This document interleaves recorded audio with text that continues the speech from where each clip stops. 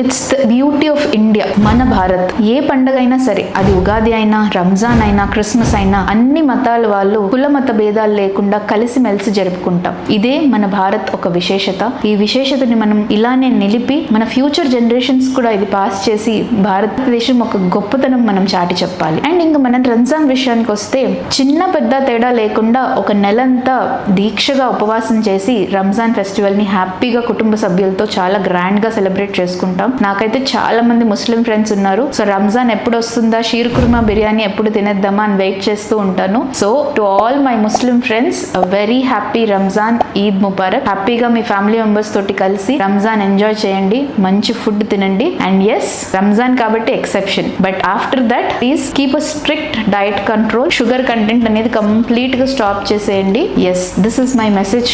Replace white sugar with jaggery or dates powder.